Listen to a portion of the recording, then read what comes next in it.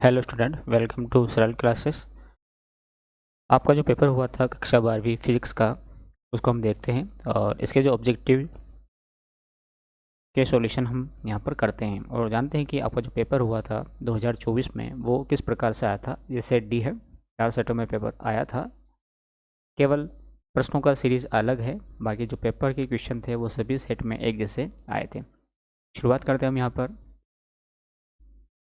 आपका जो पेपर था ये टोटल 70 मार्क्स का था, 3 घंटे का समय था और जो क्वेश्चन इसमें प्रिंटेड थे वो 20 क्वेश्चन इसमें शामिल थे।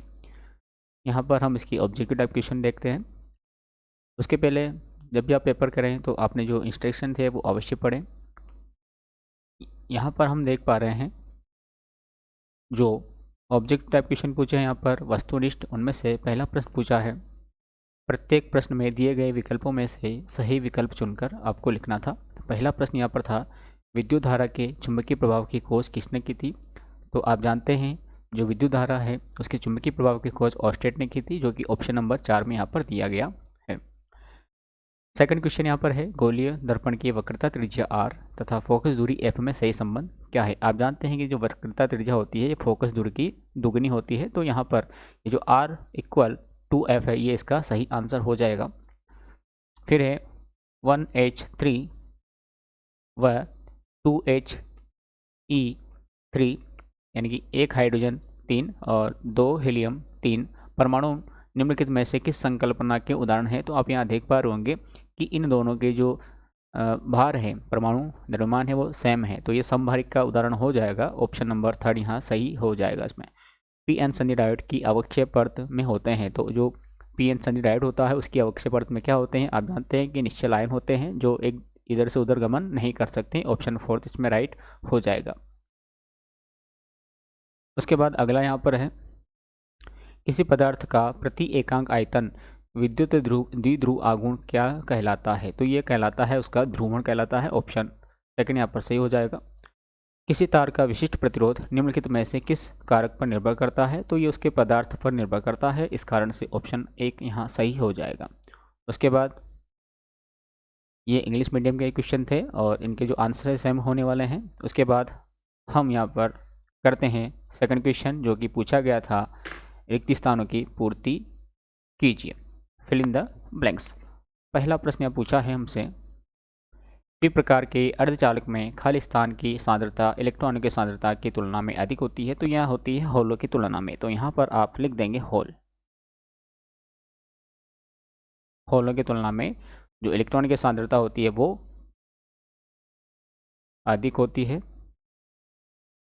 सेकंड है, विद्युत क्षेत्र की दिशा में चलने पर विभव खाली स्थान होता है, तो ये विभव जो है ये घटता है। जिन पदार्थों की चुंबकीय प्रवृत्ति ऋणात्मक होती है उन्हें खाली स्थान पदार्थ कहते हैं, तो ये कहलाते हैं प्रतिचुंबकीय पदार्थ। कौन सा कहलाते हैं ये कहलाते हैं प्रतिचुंबकीय पदार्थ। परिवर्तनशील विद्युत क्षेत्र खाली स्थान धारा उत्पन्न करता है, तो ये करता है विस्थापन धारा, तो आपको यहाँ पर लिखना था विस्थापन धारा। परावर्ती दूरदर्शक में खाली स्थान के रूप में अवतल दर्पण का उपयोग किया जाता है, तो अवतल दर्पण का उपयोग हम परावर्ती दूरदर्शक में अभिदर्शक के रूप में करते हैं, तो यहाँ पर अभिदर्शक आएगा ऑब्जेक्टिव लेंस, अभिदर्शक लेंस। इसके बाद है, संयोजकता बैंड से ऊपर स्थित बैंड को खालिस्तान बैंड कहते हैं, तो ये कहलाता है चालन बैंड। चालन बैंड ये कहलाता है। इसके बाद अगले क्वेश्चन की ओर हम बढ़ते हैं, जो कि है यहाँ पर सत्य असत्य। सत्य असत्य आपको यहाँ पर बताने थे। पहला प्रश्न है, अर्धचालकों की प्रतिरोधकता ताप बढ़ाने पर बढ़ती है, जो कि गलत है। अर्धचालकों की जो प्रतिरोधकता होती है ताप बढ़ाने पर घटती है, तो ये ऑप्शन जो कथन है ये असत्य हो जाएगा, कथन हो जाएगा असत्य। उसके बाद है, किसी चुंबकीय क्षेत्र में स्थिर आवेश पर लगने वाला लोरेंज बल शून्य होता है, तो बिल्कुल सत्य है। जो स्थिर आवेश होता है उस पर लगने वाला लोरेंज बल होता है वह उसका मान शून्य होता है। विद्युत चुंबकीय तरंगे निर्वात के अतिरिक्त अन्य किसी माध्यम भौतिक माध्यम में गमन नहीं कर सकती है, तो ये कर सकती है, तो इस कारण ये हो जाएगा असत्य। सिलिकॉन और जर्मेनियम दोनों यौगिक अर्धचालक के उदाहरण हैं, तो ये यौगिक अर्धचालक के उदाहरण नहीं है, ये तात्विक अर्धचालक के उदाहरण हैं, तो ये हो जाएगा असत्य। कोटर गुहा के भीतर विद्युत क्षेत्र सदैव ही शून्य होता है, तो बिल्कुल ये सत्य है,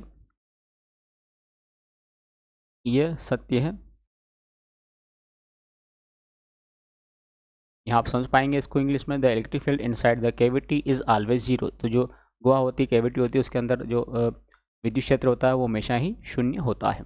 इसके बाद हम आगे बढ़े तो यहाँ पर सही जोड़ी है, सही जोड़ी का मिलान हमें करना है।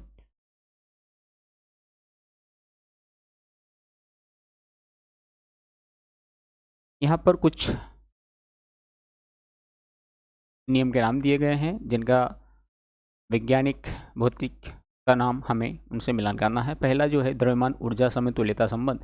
तो जो द्रव्यमान ऊर्जा समतुल्यता संबंध है ये आइंस्टाइन ने दिया था। तो यहाँ आप देख पाएंगे यहाँ पर ये आइंस्टाइन दिया हुआ है, तो पहले का ये हो जाएगा यहाँ पर ए नंबर वाला, इसमें हो जाएगा आइंस्टाइन। तो द्रव्यमान ऊर्जा तुल्यता संबंध क्या है, तो ये आइंस्टाइन है।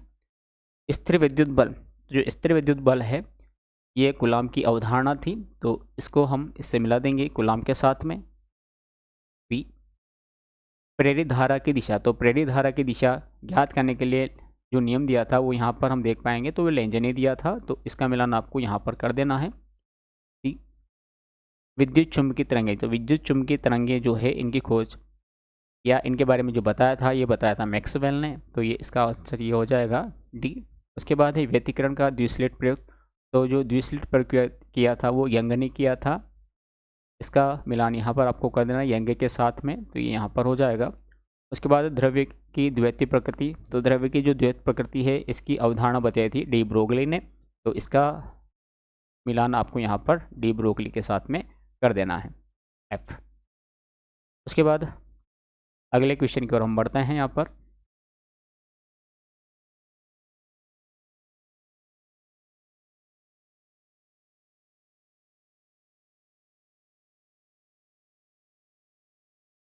पहला प्रश्न यहाँ पूछा हमसे, किसी विद्युत परिपथ में धारा को मापने वाले यंत्र का नाम आपको बताना है। तो हम जानते हैं धारा को मापने वाले यंत्र का नाम होता है, नाम है अमीटर, तो यहाँ पर अमीटर आएगा।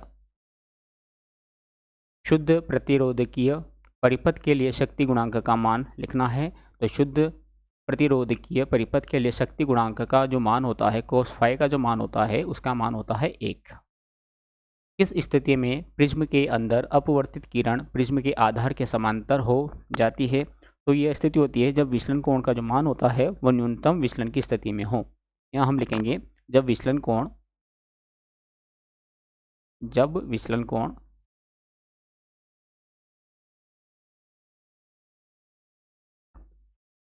न्यूनतम विचलन की स्थिति में हो, न्यूनतम विचलन की स्थिति में हो।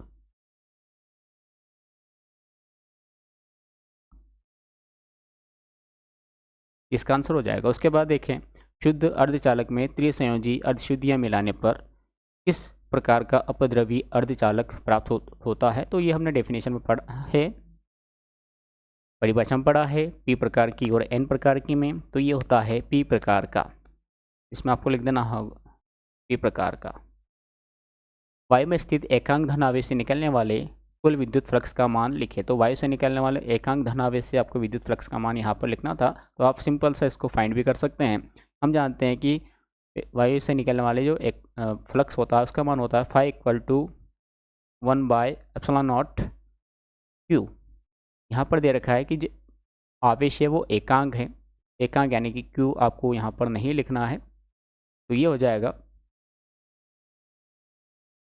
Phi equal 1/ε0। अब इसको हमें सॉल्व करना है। सॉल्व आप कैसे भी कर सकते हैं, या डायरेक्टली यहाँ पर ε0 का मान रख कर सकते हैं, या हम इस प्रकार से कर सकते हैं कि इसमें आप 4 पाई से इंटू कर लें और डिवाइड कर लें, into 4 pi into divide by 4 पाई। तो ये हो जाएगा 4 पाई इंटू, इसको हम इस प्रकार से लिख सकते हैं 1/4 पाई ε0। हम जानते हैं 1/4 पाई ε0 का जो मान होता है, इसकी जो वैल्यू होती है वो 9 × 10⁻9 होती है। तो यहाँ पर हम लिख पाएंगे 4 इंटू पाई की वैल्यू 3.14 इंटू इसकी वैल्यू 9 × 10⁻9। जब हम इसको सॉल्व करेंगे तो हमें इसके जो वैल्यूज़ है वो प्राप्त होगी 1.13 इंटू 10⁻11। कितनी प्राप्त होगी 1.13 इंटू 10⁻11। तो यहाँ पर ये इसका मान आ जाएगा फाई का। तो ये इस प्रकार से ऑब्जेक्टिव है जिनका मिलान आप कर पाएंगे। और आप देख पाएंगे कि आपके ऑब्जेक्टिव में कितने मार्क्स बन रहे हैं। और यहाँ पर जो अन्य प्रकार के क्वेश्चन हैं वो भी ठीक ही आए थे, यहाँ पर आप देख पाएंगे। तो आप जो अपने ऑब्जेक्टिव का जो मिलान है वो कर ले में।